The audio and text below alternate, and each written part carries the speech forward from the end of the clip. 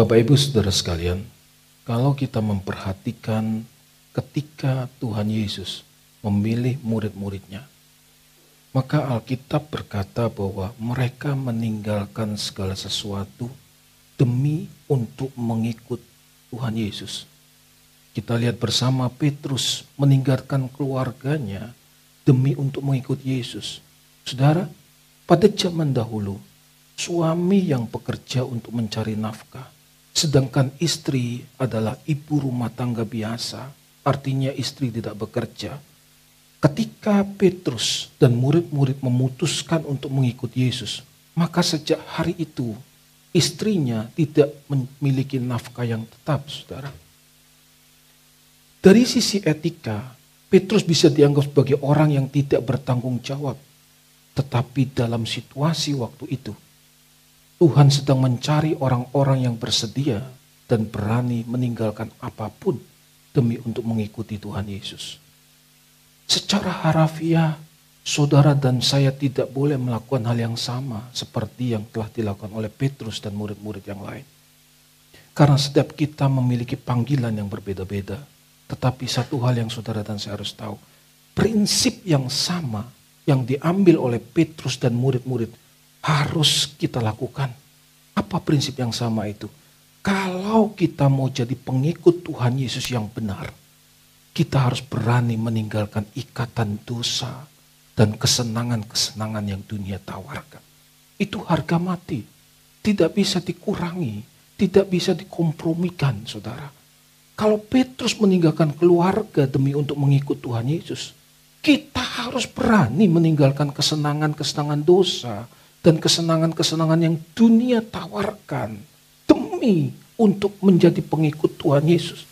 Karena hanya dengan cara inilah kita dapat menjadi orang-orang yang bisa dididik dan diajar oleh Tuhan.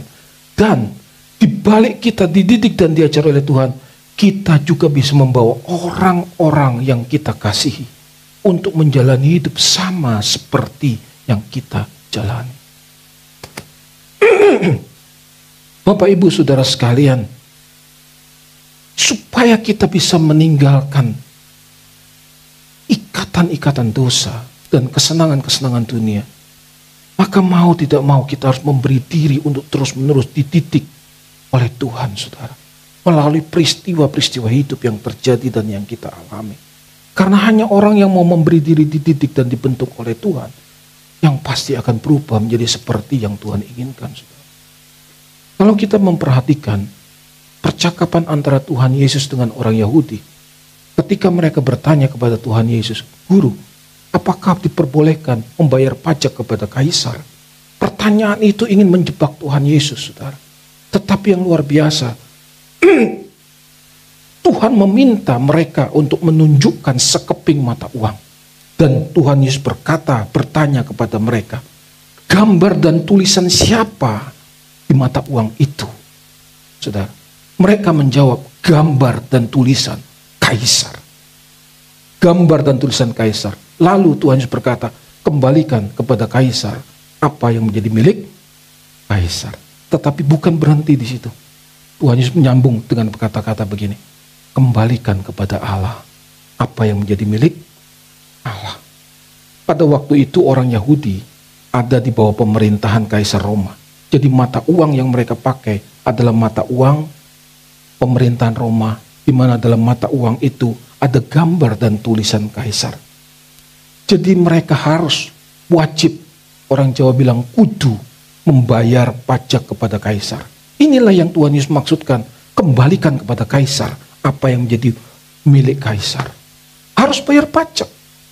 Yang menarik pernyataan yang kedua, kembalikan kepada Allah apa yang wajib kamu berikan kepada Allah.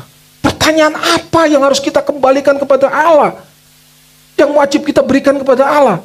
Biasanya mohon maaf, pendeta yang mata duitan bicara uang, kembalikan uang gereja. Padahal tidak ada urusan itu, saudara. Mari kita belajar bersama-sama. Apa yang harus kita kembalikan kepada Allah? Karena menjadi milik Allah. Kita ini milik Allah. Kita diciptakan sesuai dengan gambar Allah. Maka sudah seharusnya kita memberikan atau kita mengembalikan hidup kita kepada sang pemilik kehidupan itu sendiri, saudara. Maka berikanlah, bahasa aslinya adalah apodote. Apodote, berikan kembali. Itu maksudnya. Kita harus memberikan kembali hidup kita kepada Tuhan yang sudah memiliki hidup kita. Dengan cara apa? Memberi diri untuk diajar dan dibentuk oleh Tuhan dalam setiap peristiwa hidup yang kita alami dan peristiwa hidup yang terjadi. Itu yang Tuhan mau. Dari sejak semula Allah menghendaki agar manusia yang Ia ciptakan, saudara, menjadi makhluk yang segambar dan serupa dengan dirinya. Tetapi kita tahu bersama, dengan perjalannya waktu maka Adam gagal menjadi manusia yang segambar dan serupa dengan Allah. Dan pada akhirnya Bapa di surga harus mengutus putra tunggalnya ke dunia, di mana dikatakan bahwa putra tunggalnya yaitu Tuhan kita Yesus Kristus menjadi sama seperti kita manusia, kecuali dalam hal dosa. Tuhan menjadi sama seperti manusia. Supaya apa? Supaya dia bisa memberi teladan. Dia bisa menunjukkan bagaimana pribadi yang segambar dan serupa dengan Allah itu. Maka dia harus menjadi sama, saudara, dengan kita. Dan akhirnya Tuhan Yesus berhasil menunjukkan pribadi yang seperti segambar dan serupa dengan Allah melalui kehidupan yang dijalaninya. Jadi agar manusia bisa memiliki kualitas karakter seperti yang Allah inginkan, yaitu segambar dan serupa dengan Allah, maka manusia harus memiliki kualitas karakter, berjuang memiliki kualitas karakter seperti yang dimiliki oleh Tuhan Yesus. Kenapa? Karena sepanjang hidupnya di dunia, Tuhan Yesus sudah menunjukkan bagaimana menjalani hidup seperti yang Bapa inginkan. Artinya bahwa Tuhan sepanjang hidupnya di dunia menjalani hidup hanya untuk melayani keinginan Bapa di surga, bukan keinginan dia sebagai manusia. Jadi model manusia seperti Tuhan Yesuslah yang diinginkan Bapa di surga untuk ditemukan di dalam diri setiap orang percaya. Setiap orang percaya. Dengan berjuang menjalani hidup semakin serupa dengan Tuhan Yesus, kita sedang melayani Tuhan, saudara. Amin. Saudara dan saya sedang melayani Tuhan. Dan dengar baik, setiap saudara dan saya dipanggil untuk melayani Tuhan. Amin. Masalahnya banyak orang berpikir melayani Tuhan itu dengan berkhotbah. Melayani Tuhan dengan jadi worship leader.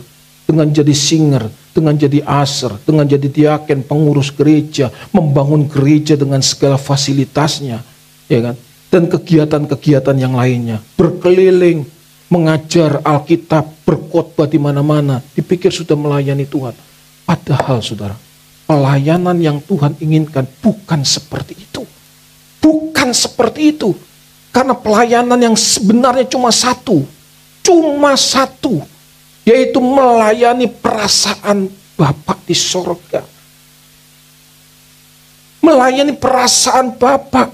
Sebenarnya sepanjang hidup yang kita jalani ini, kita harus membuat hati Tuhan itu nyaman. Halo? Kalau kita mengatakan Tuhan itu hidup, ada dan menyertai kita, berarti dia tahu bukan cuma sekedar apa yang kita lakukan, tapi apa yang kita pikirkan. Oleh karena itu perjalanan hidup ini kita harus berjuang untuk membuat Tuhan nyaman. Karena beliau ada tinggal bersama-sama dengan kita. Masalahnya Bapak Ibu Saudara, menjalani gaya hidup seperti ini sangatlah tidak mudah. Bahkan cenderung mustahil harus kita akui. Karena kalau kita melihat keberadaan diri kita sendiri, kita harus jujur mengakui bahwa masih ada banyak kelemahan-kelemahan yang masih melekat dalam diri kita, yang selalu menuntut untuk terus-menerus dipuaskan, saudara. Kalau kita ingin membuat hati Tuhan nyaman, maka kita harus berjuang, mengerat setiap kelemahan yang masih melekat tersebut, sampai kita bisa berubah. Bukan cuma sekedar berubah, bertumbuh menjadi semakin serupa dengan Tuhan Yesus. Karena hanya dengan cara inilah, saudara dan saya sedang melayani perasaan Bapa kita di surga. Jadi panggilan mengenakan pribadi Tuhan Yesus itu adalah sebuah kewajiban yang harus diperjuangkan oleh setiap orang percaya. Dan panggilan ini, ketahuilah, panggilan yang sangat luar biasa. Karena hanya ketika kita mengenakan pribadi Tuhan Yesus, ketika kita sedang ada dalam proses perjuangan untuk mengenalkan pribadi Tuhan Yesus, kita sedang mempersiapkan diri untuk mengalami perkenan Bapa di surga. Bukan orang yang berseru-seru kepadaku, Tuhan, Tuhan, tapi orang yang melakukan kehendak Bapakku yang di surga. Bapak Ibu Saudara, sehebat apapun prestasi yang bisa diraih, sebanyak apapun harta yang dimiliki oleh seseorang, sebesar apapun pelayanan yang sudah dibangunnya, kalau tidak berjuang untuk menjadi semakin serupa dengan Tuhan Yesus, maka semua prestasi tersebut tidak ada nilainya di hadapan Bapa. Tidak ada nilainya. Oleh karena itu, saudara, kita tidak boleh menghargai seseorang karena kekayaannya, karena posisinya yang terhormat, atau atribut apapun yang melekat dari dalam dirinya. Kita menghargai seseorang hanya cuma satu, karena kita tahu orang itu sedang berjuang untuk memiliki kualitas pribadi seperti yang Tuhan inginkan. Katakan amin. Seperti yang Tuhan inginkan, dan pribadi itu adalah seperti yang dimiliki oleh Tuhan kita Yesus Kristus. Meskipun untuk berubah menjadi semakin serupa dengan Tuhan itu tidak mudah, karena jiwa kita sudah tercandui, dengar baik, jiwa kita sudah tercandui dengan kesenangan-kesenangan dosa dan kesenangan-kesenangan yang dunia tawarkan. Tapi kita harus mengerahkan segenap potensi yang masih kita miliki, segenap kekuatan yang masih kita miliki untuk berubah, untuk berubah. Itulah sebabnya kita berkumpul di tempat ini. Jadi saudara dan saya harus melatih diri agar kita harus terus tertuju kepada Tuhan. Harus terus tertuju kepada Tuhan.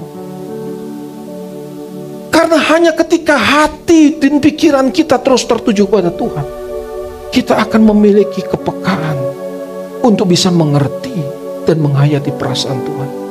Pak tidak boleh bekerja. Justru di tengah-tengah pekerjaan, kita tetap terkoneksi kepada Tuhan. Itu latihan, saudara. Itu perjuangan kita.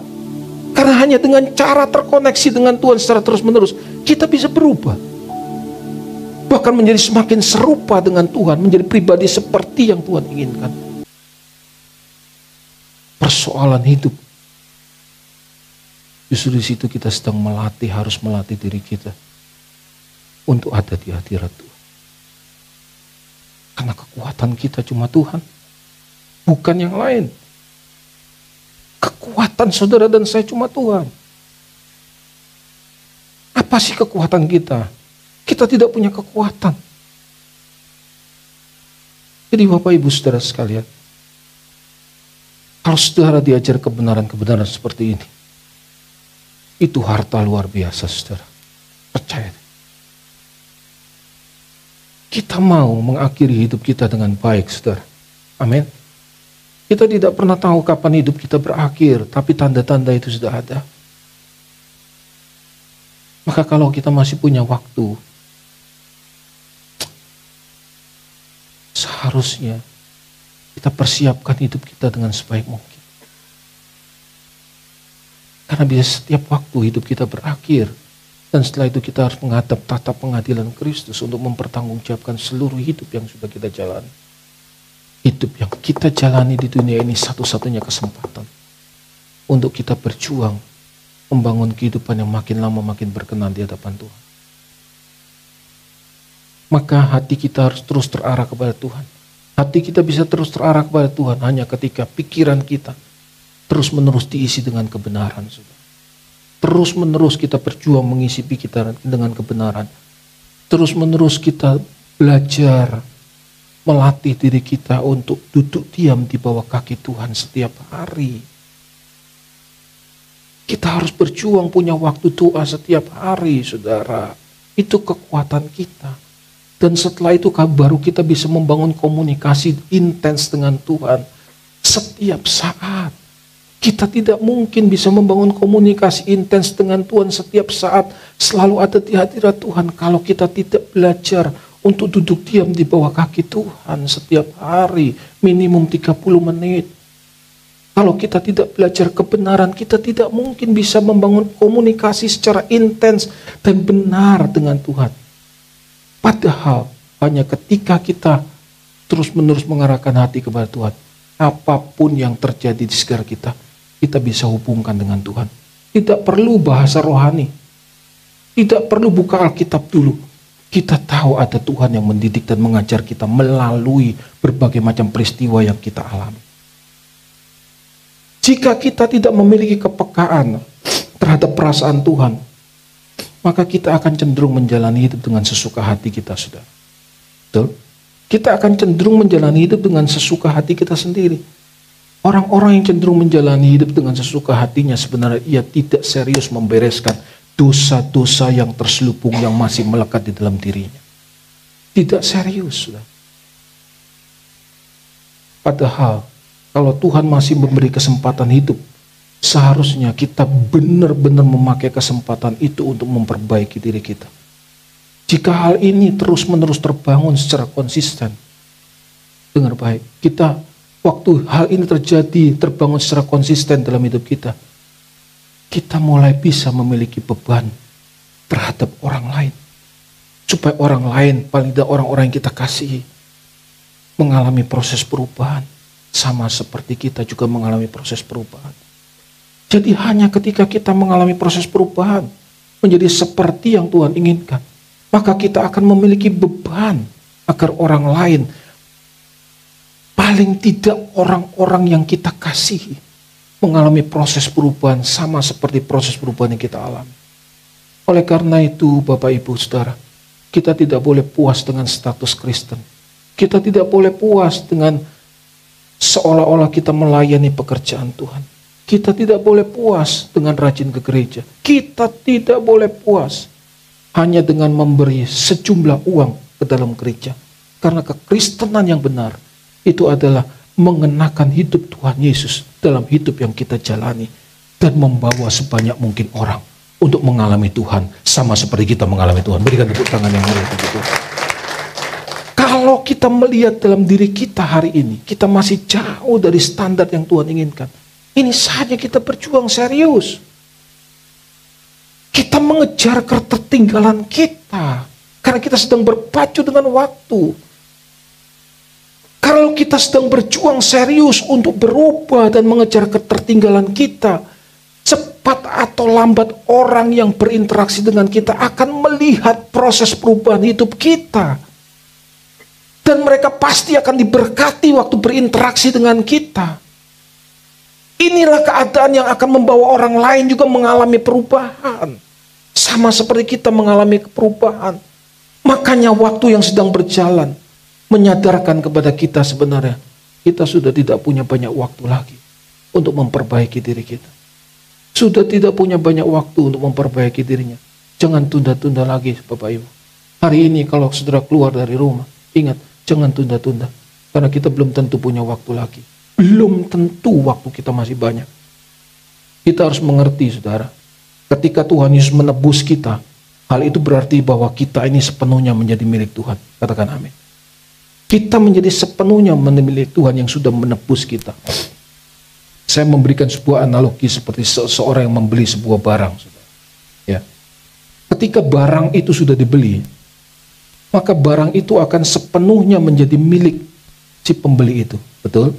Dia akan menjadi milik si pembeli itu kalau kita beli komputer, ya, iPad, itu akan menjadi milik pembeli, dipakai sesuka hati yang sudah beli, menjadi milik 100% miliknya. Masalahnya kalau sebuah barang bisa diperlakukan dengan sesuka hati oleh orang yang sudah membelinya. Tapi kalau kita manusia yang memiliki kehendak bebas, ditebus oleh Tuhan Yesus, maka kitalah yang harus berjuang menyesuaikan kehendak kita dengan keinginan Tuhan yang sudah menebus kita, sebagai bukti bahwa kita memang sudah ditebus oleh Tuhan. Kita harus menyesuaikan kehendak kita terus menerus. Jadi idealnya sejak seseorang menerima Yesus sebagai Tuhan dan Juru Selamatnya, sebenarnya ia sedang memberi dirinya untuk ditebus. Maka dengan berjalannya waktu, kita harus berjuang untuk tidak menjalani hidup kita menurut keinginan-keinginan kita sendiri. Kita berjuang untuk menyesuaikan keinginan-keinginan kita dengan keinginan Tuhan, saudara. Kalau kita terus-menerus menjalani hidup dengan mengikuti keinginan-keinginan kita sendiri, sebenarnya kita tidak memperdulikan perasaan Tuhan yang sudah menebus kita. Sebenarnya kita tidak menghargai penebusan Tuhan atas hidup kita. Dan orang yang tidak menghargai penebusan Tuhan, tidak mungkin, kita nggak usah ngomong nanti tidak diberkenan, tidak mungkin nyambung dengan Tuhan. Orang yang tidak nyambung dengan Tuhan tidak mungkin bisa melihat dan mengerti didikan dan ajaran Tuhan di balik setiap peristiwa yang dialaminya. Padahal di balik setiap peristiwa hidup yang saudara dan saya alami, pasti ada didikan dan ajaran Tuhan untuk diri kita secara pribadi. Untuk diri kita secara pribadi. Jadi kalau kita tune in nyambung dengan Tuhan, kita mulai bisa merasakan hadirat Tuhan. Bukan hanya di dalam perasaan kita, tapi di dalam nalar kita. Sehingga kita juga bisa menggunakan nalar rasio kita dengan maksimal untuk mengalami Tuhan dalam menjalani hidup ini. Rasio dan perasaan harus berjalan beriringan untuk mengalami Tuhan dalam perjalanan hidup ini. Bukan cuma perasaan, saudara. Jadi dengar baik. Waktu saudara dan saya belajar Alkitab, pikiran kita lebih dominan. Betul? Pikiran kita lebih dominan. Tapi waktu duduk di hadirat Tuhan, maka perasaan kita akan lebih dominan. Tetapi waktu kita menghadapi realita hidup, pikiran dan perasaan dan pikiran kita berjalan bersama-sama. Yang saya mau katakan adalah begini, jika kita membiasakan diri kita membangun hidup dengan mengarahkan perasaan dan rasio kita kepada Tuhan, maka kita bisa melihat tuntunan dan didikan Tuhan dalam setiap peristiwa hidup yang kita alami. Jadi kita harus menggunakan rasio dan perasaan kita secara penuh ketika bergaul dengan Tuhan. Karena Tuhan itu hidup, Tuhan itu hadir, Tuhan itu ada, dan harus dirasakan di dalam rasio dan perasaan kita. Hanya dengan menjalani hidup seperti inilah, maka dengan berjalannya waktu, hidup kita akan berubah. Dan kita bisa memperagakan hidup Tuhan Yesus. Karena inti kekristenan cuma satu. Berubah menjadi semakin serupa dengan Tuhan Yesus. Saya mengerti keadaan ini tidak mudah bisa terjadi. Bahkan bisa terjadi secara otomatis. Karena memang perlu proses. Dan perlu pergumulan yang serius untuk kita hidupi. Maka waktu yang ada ini kita harus gunakan dengan sebaik mungkin. Temui Tuhan. Temui Tuhan di dalam doa dengan tekun setiap hari. Belajar kebenaran yang Tuhan Yesus ajarkan jelas. Yang Tuhan Yesus ajarkan ada di dalam kitab Injil dan surat-surat yang ditulis oleh murid-murid dan rasul-rasul sampai di kitab Wahyu. Itu yang Tuhan Yesus ajarkan. Dengar khotbah-khotbah yang membangun iman. Baca buku-buku rohani untuk menghidupi kebenaran yang murni seperti yang Tuhan Yesus ajarkan. Karena untuk memiliki pikiran Kristus, kita harus mendengar dan membaca ajaran yang telah diajarkan oleh Tuhan Yesus. Oleh karena itu, saudara, Injil yang pernah disampaikan oleh Tuhan Yesus 2000 tahun yang lalu harus kembali disampaikan, diajarkan pada gereja hari-hari ini. Supaya orang bisa menjalani hidup seperti yang dijalani oleh Tuhan Yesus. Bapak, Ibu, Saudara sekalian.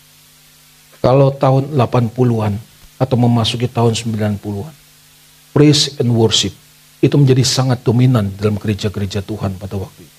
Sampai tahun-tahun ini. Tapi saudara, saya melihat tahun-tahun belakangan ini, banyak orang percaya sudah tidak lagi tertarik dengan praise and worship. Mohon maaf saya masih katakan dengan lebih keras, bahkan muak dengan kekristenan seperti ini. Muak dengan kekristenan seperti ini. Karena apa? Hanya dijumpai orang-orang Kristen yang pandai memuji Tuhan di dalam gedung ibadah. Pandai bicara Tuhan di luar tentang firman, tapi tidak pandai menghidupi firman. Maka tidak heran banyak orang Kristen akhirnya putus asa. Dan mereka mulai tidak mau lagi ke gereja. Karena apa? Banyak orang Kristen yang pandai bicara firman. Banyak orang Kristen, bahkan hamba Tuhan sekalipun, banyak orang Kristen pandai memuji Tuhan. Tapi hidupnya bertolak belakang dengan kebenaran, saudara. Hidupnya bertolak belakang, bahkan saudara, lebih buruk dari orang yang tidak mengenal Tuhan. Jadi saudara, saya percaya, saya ulangi, saya sangat percaya, hari-hari ini banyak orang akan kembali ke ajaran Tuhan yang murni. Hari-hari ini akan banyak orang kembali ke ajaran Tuhan murni. Dan gereja ini bertekad mengembalikan ajaran Tuhan Yesus. Gereja ini bertekad mengembalikan ajaran Tuhan Yesus. Supaya orang percaya kembali menjalani hidup seperti yang Tuhan ajarkan. Seperti yang Tuhan teladankan. Pernahkah saudara merenungkan? Mengapa jemaat mula-mula begitu berani mempertaruhkan bukan cuma uang, saudara. Hidup, nyawa, keluarga mereka, apapun yang mereka miliki. Demi untuk menjadi pengikut Tuhan Yesus.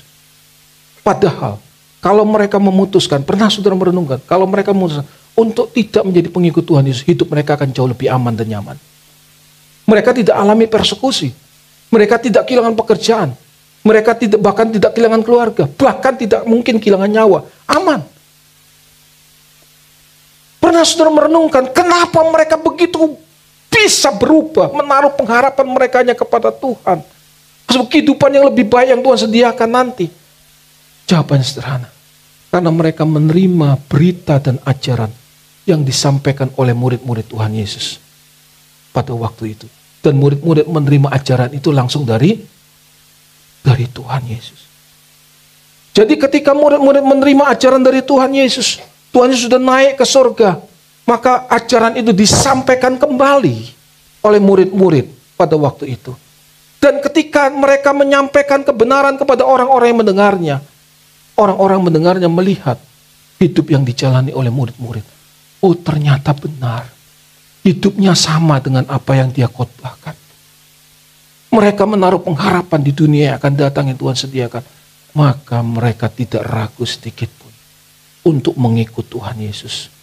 Meskipun mereka punya kesempatan untuk hidup nyaman, tapi mereka memutuskan, aku mau ikut Tuhan. Apapun resikonya. Bapak Ibu Saudara sekalian, saya cuma mau ingatkan kepada saudara, kalau kita diberi kehormatan, kita diberi kesempatan untuk mengikut Tuhan, itu sebuah kehormatan. Hari ini mungkin kita tidak merasa kehormatan itu. Tapi ketika nanti kita berjumpa dengan Tuhan, itu luar biasa. Tidak bisa diucapkan dengan kata-kata. Apa yang tidak pernah didengar oleh telinga, apa yang tidak pernah timbul dalam pikiran, apa yang tidak pernah dilihat oleh mata, itu yang disediakan Allah kepada orang yang mengasihi dia. Banyak laki-laki pendeta bilang ini materi. Disediakan materi, tidak ada hubungannya. Yang tidak pernah didengar oleh telinga, tidak pernah dilihat oleh mata, tidak pernah timbul dalam pikiran itu apa? Kemuliaan bersama dengan Tuhan. Itu yang Tuhan sediakan kepada siapa? Alkitab berkata, kepada orang-orang yang mengasihi dia.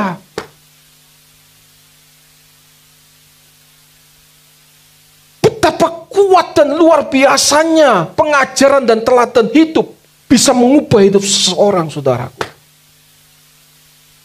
Maka saya terima pelayanan di Surabaya. Karena saya ingin membagi hidup saya kepada masyarakat Surabaya. Selain saya lahir dan besar di sini, dan saudara pasti tahu itu, saya juga pernah nakal di kota ini. Dan saya mau menebusnya dengan membawa sebanyak mungkin orang di kota ini untuk mengalami Tuhan yang hidup sama seperti saya mengalami Tuhan. Saya tahu ajaran ini sulit untuk diterima, saudaraku. Karena banyak orang akan lebih memilih menyukakan telinganya menerima ajaran-ajaran menyukakan telinga. Tapi saya juga tahu, jika kita kembali kepada ajaran Tuhan Yesus, maka banyak orang akan sadar dan berubah. Memang kekristenan seperti ini yang harus kita jalani. Dan saya mengajak saudara dan saya bersama-sama untuk memenangkan sebanyak mungkin orang di kota ini, supaya mereka tidak binasa pada akhirnya. Jangan pernah percaya kalau jadi Kristen pasti tidak binasa. Jangan pernah percaya itu. Kalau jadi Kristen berarti konsekuensinya menjadi semakin serupa dengan Kristus. To be like Christ. Masalahnya adalah kalau tidak serupa dengan Tuhan Yesus, maka Alkitab juga berkata, aku tidak kenal kamu, hai kamu pembuat kejahatan. Maka hari-hari ke depan, saudara, hari-hari ke depan, dengan kondisi gereja yang hari-hari ini, dan saya juga bisa mengerti banyak orang putus asa dengan lihat gereja hari-hari ini, dan orang menemukan ajaran ini, pasti orang akan melihat bahwa yang ini yang kami butuhkan, bukan yang lain, bukan yang lain. Mari kita berjuang bersama-sama untuk memenangkan sebanyak mungkin orang. Pada akhirnya sampai orang pada akhirnya mereka berani mati bagi dosa. Mereka berani mati bagi kesenangan-kesenangan yang dunia tawarkan demi untuk mengikut Tuhan Yesus. Galatia 2 ayat 19-20. Paulus berkata, aku telah mati oleh hukum Taurat untuk hukum Taurat supaya aku hidup untuk Allah. Aku telah disalibkan dengan Kristus.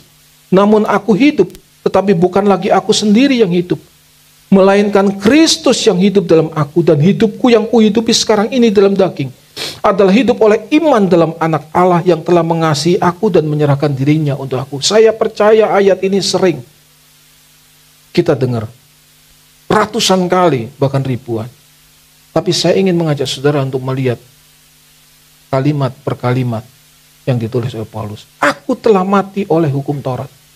Artinya hidupku tidak lagi diwakili oleh hukum.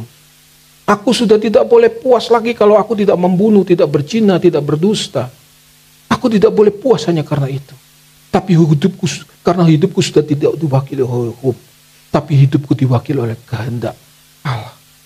Jadi seharusnya orang percaya tidak cukup menjalani hidupnya dengan mentaati hukum, tapi seharusnya dengan berjalannya waktu kita harus berjuang untuk mengerti kehendak Tuhan.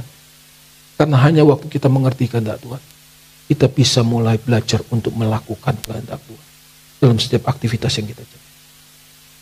Sedangkan yang dimaksud supaya aku hidup untuk Allah, artinya hidup yang Paulus jalani ini hanya untuk kepentingan Allah. Untuk kepentingan Allah, bukan kepentingan dirinya. Pelajari itu Paulus. Dan hidup seperti ini hanya bisa terrealisasi dengan belajar meneladani hidup seperti yang sudah dijalani oleh Tuhan Yesus dalam hidup kita saat ini. Dan kalimat yang lain, sedangkan aku telah disalibkan dengan Kristus. Artinya, manusia lama kita seharusnya dengan berjalannya waktu makin lama makin mati. Karena hanya dengan manusia lama kita mati, kita bisa hidup dalam hidup baru untuk Tuhan. Amin. Maka lahir baru itu bukan sekedar orang bertobat pertama kali menerima Yesus, kemudian ditumpangkan tangan menerima Yesus sebagai Tuhan dan Juru Selamat. Lahir baru bukan, saudara. Lahir baru proses perjuangan. Setiap hari dalam pergumulan hidup kita sampai kita bisa berubah. Itu yang disebut lahir baru. Makanya penyalipan daging ini tidak bisa berjalan hanya sehari, tapi seumur hidup kita. Maka Tuhan berkata, sangkal diri, pikul salib, jangan lupa kalimat setiap hari. Jadi kalau sekarang kita sudah usia di atas 50 tahun, seharusnya kita lebih serius untuk menyalibkan daging kita. Karena sudah terlalu banyak residu yang melekat dalam diri kita. Dan harus dibersihkan. Padahal waktu kita makin sedikit, saudara. Waktu kita makin singkat, saudara. Waktu kita makin singkat. Mungkin ada anak muda yang berkata, Pak, tapi kan saya masih panjang umur saya. Saya mau kasih tahu. Kita tidak pernah tahu kapan usia kita berakhir. Daun muda pun bisa gugur. Daun muda pun bisa gugur, saudara. Ya.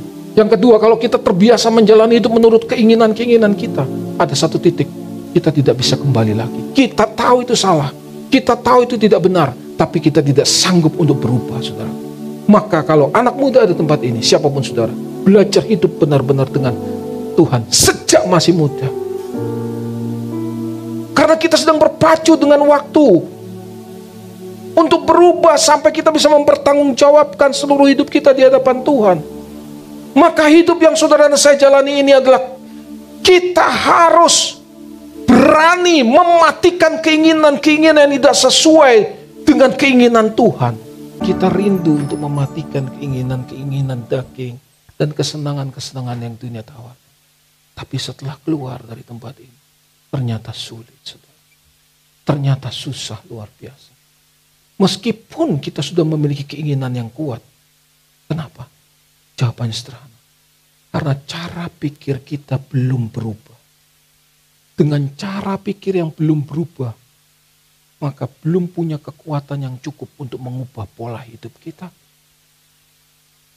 Tetapi seiring dengan perjalanan waktu, semakin cara berpikir diubah dengan cara kebenaran demi kebenaran yang mengubah pola pikir kita. Mindset kita diubah oleh kebenaran. Maka dengar baik, selera jiwa kita mulai berubah. Hasrat-hasrat kita akan berubah. Pola hidup kita juga akan berubah. Jadi mematikan keinginan-keinginan yang tidak sesuai dengan kehendak Tuhan yang pertama. Mindset harus dirubah oleh kebenaran itu lebih dahulu. Pola pikir harus dirubah oleh kebenaran. Setelah itu, maka kita mulai bisa melihat Tuhan mengizinkan setiap peristiwa yang kita alami untuk kita bisa menghidupi kebenaran yang sudah kita terima. Kalau tidak, kita tidak mungkin bisa berubah. Kebenaran yang kita terima hanya berlalu. Begitu saja. Makanya dikatakan, agar ku dapat memuliakan namamu dalam roh dan kebenaran. Memuliakan Tuhan dalam roh dan kebenaran pada waktu kita masih hidup, saudara. Jadi menyembah Tuhan dalam roh dan kebenaran itu bukan menyanyi dan berbahasa roh. Tapi kita menunjukkan hormat kita kepada Tuhan dalam setiap aspek hidup yang kita jalani.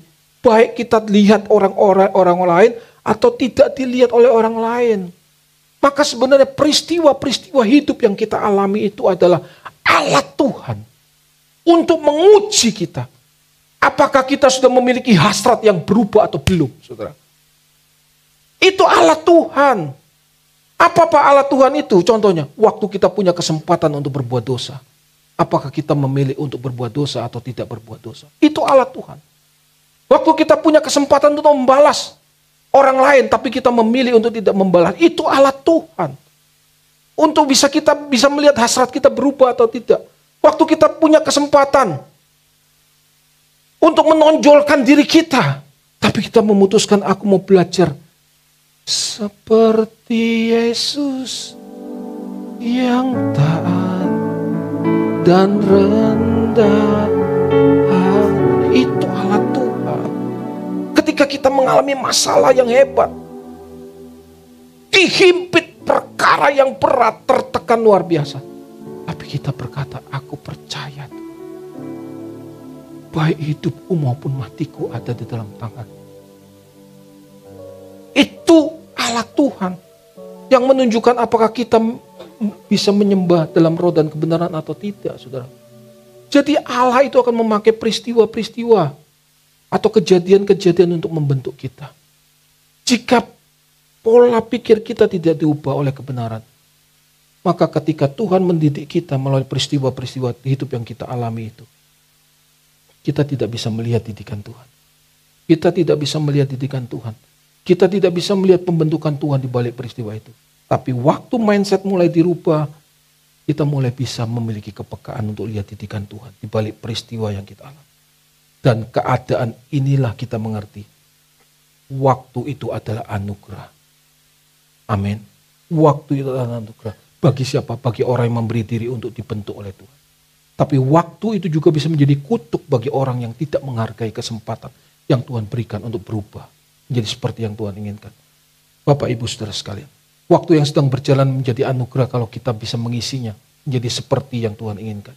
Ingat, suatu hari nanti Terakhir saya katakan, suatu hari nanti tempat ini akan rata dengan tanah.